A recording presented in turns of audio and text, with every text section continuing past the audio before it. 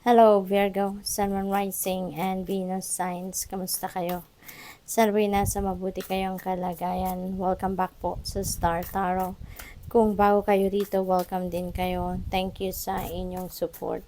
I truly appreciate it. God bless you all. Virgo, paunang mensahe ninyo. We have Eight of Pentacles. Oh, by the way, Virgo, I would like to say thank you po, no, before I forget. Lagi ko nakakalimutan eh. So, before I forget ngayon, gusto kong magpasalamat po sa mga nagdo-donate sa ating channel. Thank you very much for your donation, for sending super thanks. Maraming salamat. I truly appreciate your generosity. Thank you for sharing your blessings with me po. Maraming salamat. God bless you more. Pauna mensahe ninyo, ito, Eight of Pentacles. Pinapakita ni dito kung gaano kayo kasipag, gaano kayo katyaga, gaano kayo ka-dedicated, ka-diligent sa inyong trabaho, sa inyong ginagawa. No?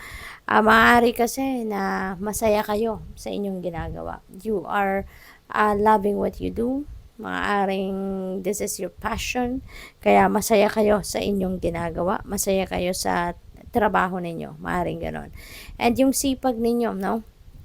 That will be rewarded. Yung sipag ninyo sa trabaho, yung diligence, yung tiyaga ninyo, that will be rewarded financially. Maaaring mabigyan kayo dyan ng bonus, pay raise, promotion, mga ganon, scholarship, no? So that you can continue to study, you can continue to enhance, no? Kung ano man ang skills, talents ninyo or gifts na ginagamit niyo sa inyong trabaho. Maaring ganun ang ganap dito. For others of you, baka nag-aaral, no? Maaring you continue to study, maaring you continue to hone your talents, your skills, and gifts ninyo dito, no? Maaring ganun din ang pinagfo-focusan ng iba sa inyo. What else? We have the Star. Napakaganda. This is wish fulfillment. Your wishes are coming true, Virgo. So, napakaganda. No? Kung ano ito yung mga wishes ninyo, ano siguro yung mga top of the list na wishes ninyo that might come to fruition. Maaring ito ang ito yung ibibigay sa inyo ngayon, no, ng universe. So, this is also about hope. This is also about direction, renewal, no. There is also a new beginning na naghihintay sa inyo rito, Virgo. So, napakagandang regalo ito sa inyo ng universe sa ngayon. We have Page of Swords in reverse. Ayan. So, at this point, naguguluhan kayo. Maaring magulo ang isip ninyo, hindi kayo nakakapag-concentrate kasi siguro pagod kayo, exhausted kayo. There are a lot of things na tumatakbo sa isip ninyo. Marami siguro kayong gagawin, marami kayong kailangan pagtrabahuan or trabahuin, yung ganon. Kaya medyo scatterbrained kayo, fragmented ang isip ninyo. So, pahinga kayo, Virgo. No, kailangan ninyo magpahinga. Kailangan ninyo na mag-replenish muna ng lost energy ninyo so that you can get back to your center. Okay? Para makapag-focus kayo. Ito na. Let's claim this, Virgo. Good luck and good fortune are on your side. This is the wheel of fortune na nandito sa inyong horizon. This is about the divine universe intervening in your circumstances. This is going to bring forth prosperity and abundance into your life. Maswerte kayo dito. No? Maswerte kayo sa lahat ng bagay.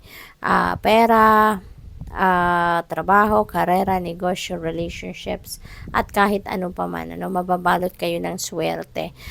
Your situation is going to improve. Sa ngayon, kung dati nang maganda, mas gaganda pa yan. Kung medyo hindi maganda, talagang yan ay gaganda na sa ngayon.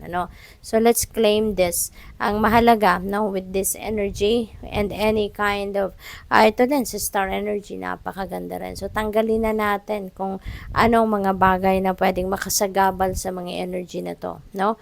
And yan ay ang negativity. So, whatever negative thoughts, feelings, emotions, na nandiyan sa inyong sarili, no? Tanggalin na yan so that hindi hindi masabotage ang mga energies na yan na magaganda, no? At pumasok, dumating sa buhay ninyo.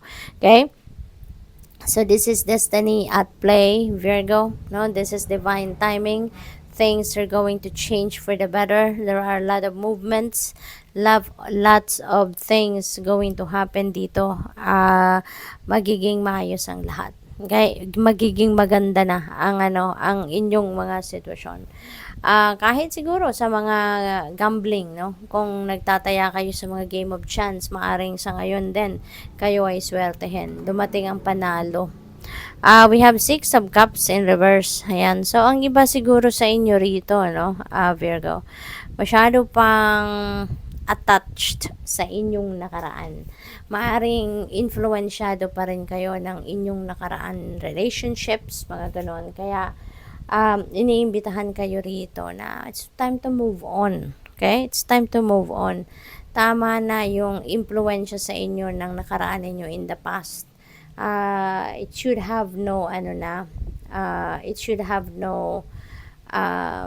influence sa inyo sa ngayon. Dapat wala ng kapangyarihan ang nakaraan ninyo sa ngayon, no?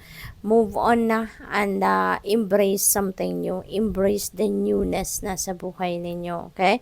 Dapat wala ng power yung inyong nakaraan kasi tapos na yon. It's behind you.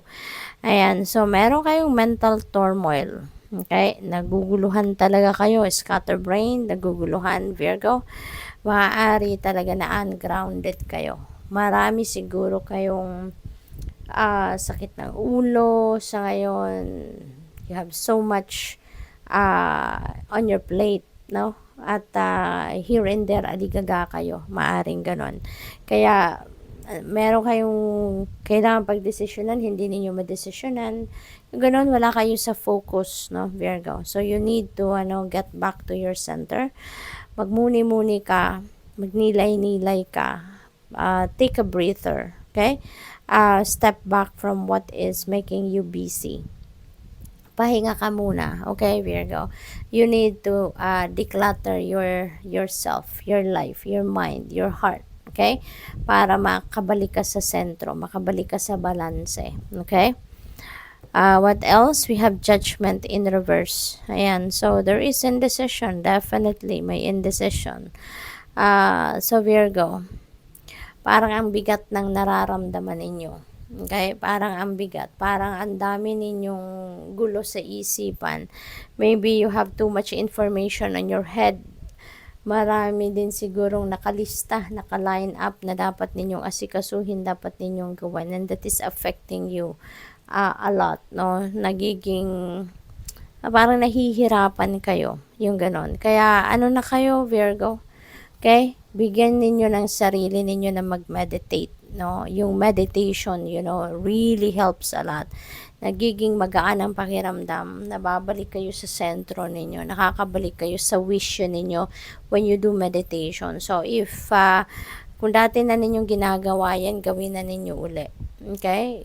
Do some kind of reflection and introspection. Okay? Makakatulong yan. The devil energy, maybe you are dealing with a Capricorn. This is a Capricorn energy. Okay? So, maganda dito sa devil energy kasi reverse na to. So, you are releasing yourself from boredom. You're releasing yourself from negativity. You're releasing yourself from addiction, from obsession, from whatever it is, no, that is making you stress out, no. I-release kayo nito sa tawag dito sa mga bagay, no, na hindi na mabuti, hindi na maayos, hindi na nakakatulong sa inyo. So good luck. Thank you for watching. Love and light. Namaste.